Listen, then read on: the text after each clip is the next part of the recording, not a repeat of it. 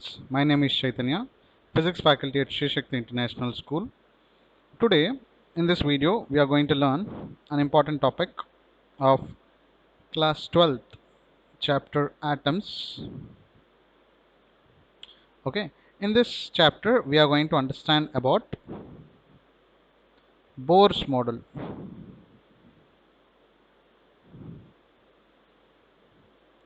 Two important postulates.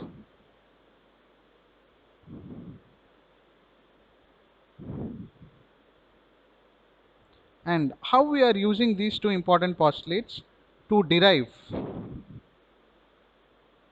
total energy of electron revolving in an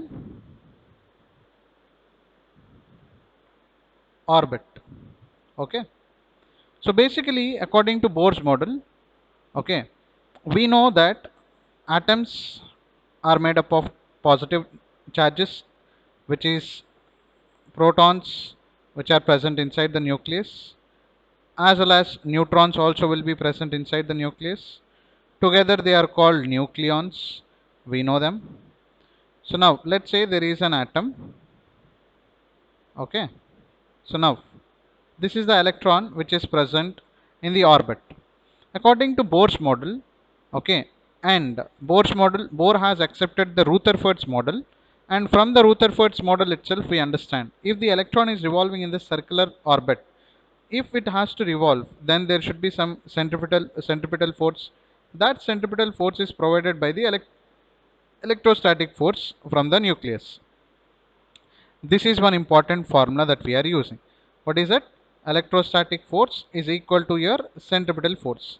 And the next one, according to the quantization, okay, Bohr's model, according to quantization of angular momentum, MVR, angular momentum, is always equal to NH by 2 pi.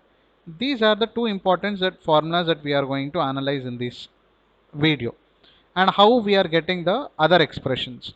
So when we are using the first Fe is equal to Fc, the general formula of Fe is Kq1 Q2 divided by R square, okay, which is K is constant, we can write that one as 1 by 4 pi epsilon naught into Q1 is the first charge. We are talking about Z into E because the protons, let's say atomic number is Z, Z number of protons will be there in it, into the other charge we are talking about is electron, divided by R naught square, where R naught is the radius. R, you can write this one as R n square. We don't know which orbit we are talking about, so R n square we are writing. Okay. In the same way, centripetal force. What is the general formula of centripetal force? We can write it as mv square divided by Rn. Okay. So now if we are equating these two, you can write 1 by 4 pi epsilon naught into Ze square divided by Rn square is equal to mv square divided by Rn. So now these two gets cancelled. From here you can write radius of nth orbit. Okay, radius of nth orbit can be written as, or else we are not analyzing it now, we are not cancelling it. Let's say we keep this equation in this form. Okay, let's say it is Rn, and we are still not cancelling this. Okay, it is Rn square. Okay, let it be like this. This is the first important expression that you are getting. Okay, so from the second expression, okay, that is mvr sine theta should be equal to nh by 2 pi, right? Because the angular momentum formula L is equal to mvr sine theta. Now since the electron, the direction of electron, if it is moving in this direction, the distance, the angle between the r and the direction of speed is 90 degrees. So sine theta we can write sine 90, giving us mvr is equal to nh by 2 pi. This is another important expression that we are having. So let's say we are writing this equation as nh by 2 pi is equal to mvr. This is the second expression that we are analyzing. This is the second expression we are analyzing. Okay. Now what I am going to do is I am going to square the second equation. Okay. Square the second equation and divide it with 1. If I am doing it, m square v square r square should be equal to n square h square divided by 4 pi square. This is what having divided by, if I am dividing with the equation 1, mv square divided by, and in place of r I can substitute it as rn. We don't know in which orbit it is, rn I am writing. mv square divided by rn divided by 1 by 4 pi epsilon naught into z e square divided by rn square. This is what we are having. Now if you are solving it, you can write m is getting cancelled. So v square is getting cancelled. Rn whole power cube is equal to n square h square 4 pi epsilon naught rn square divided by 4 pi square z e square. This is the equation that we will be getting.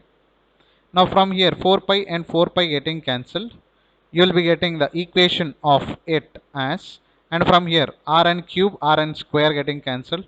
Rn can be written as n square h square epsilon naught divided by pi z e square into m.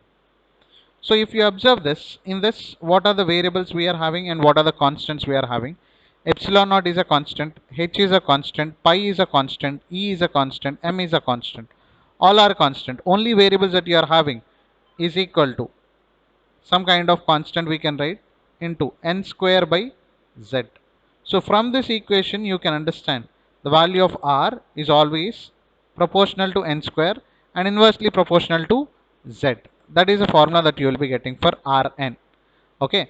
In the same way, since now you are having it as Rn is equal to n square h square epsilon naught divided by pi z e square m, you can use this to substituting mvr is equal to nh by 2 pi. In this equation you can substitute r is equal to, sorry, v is equal to, we are trying to find what is the velocity of the electron. So v we are finding is equal to nh by 2 pi, nh divided by 2 pi into r, m into r. Substituting the value of r in this, you are getting the expression for v now.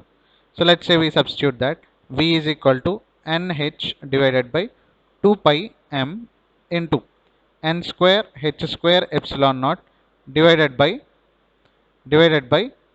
2 pi m into, sorry, not 2 pi m, we have to substitute that pi z e square m.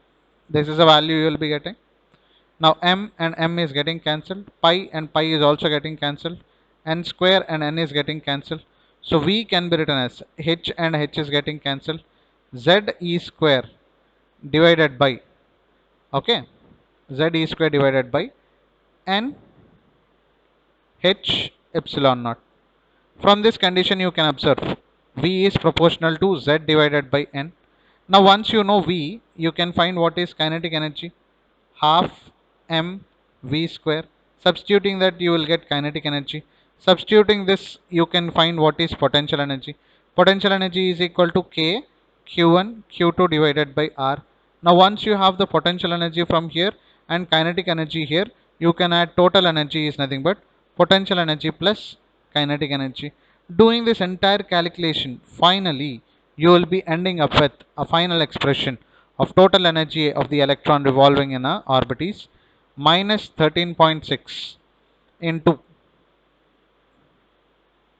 n square by z square. This is the general, sorry, z square divided by n square. This is the general expression you will be getting, z square divided by n square. This is the general expression you will be getting for energy of the electron, and this will be in electron volts.